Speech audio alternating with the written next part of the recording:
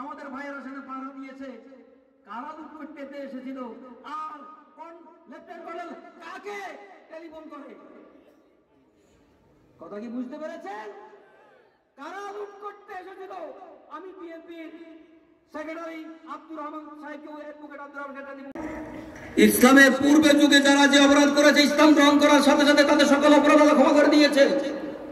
বললেন আমার এক কন্যা সন্তান ছিল, আমি প্রচন্ড ভালোবাসতাম তাকে, সেও আমাকে ভালোবাসতো, আমি বাসায় তামাশা পর্যন্ত সে আমার জন্য অপেক্ষা করত। সিদ্ধান্ত নিলাম এই মেয়েকে জীবন্ত কবর দিয়ে দেব। ইয়া রাসূলুল্লাহ, আমি তার জন্য পাহাড়ের পাদদেশে একটা গর্ত করলাম, তাকে বললাম চলো নানার বাড়ি যাব।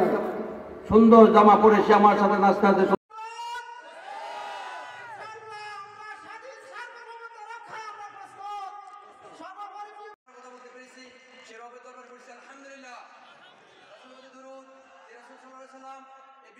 এবং বিভিন্ন পরিবেশনা অনুষ্ঠিত হবে। নামাজের পরপরই সবাই প্যান্ডেলে চলে আসবেন।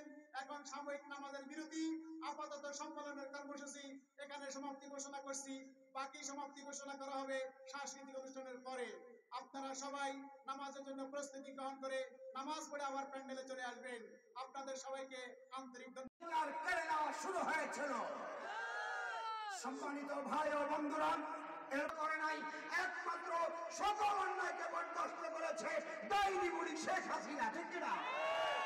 তার সাথে সাথে আঘাত করে নির্বাচনে আসলো। নির্বাচনে এসে আমার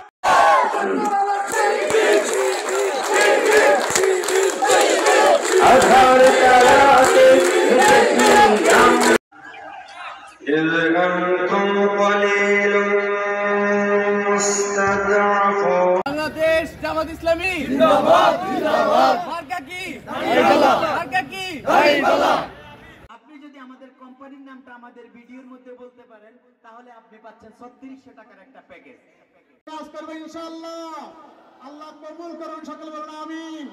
আপনাদের জন্য একটি সুসংবাদ রয়েছে, কায়েম করে ছাড়বো ইনশাআল্লাহ। রাজি আছেন? হাত দেখান।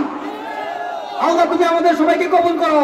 নারায়ে তাকবীর, নারায়ে তাকবীর। আল কোরআনের আলো, নারায়ে জাহালো। আসসালামু আলাইকুম ওয়া রাহমাতুল্লাহ।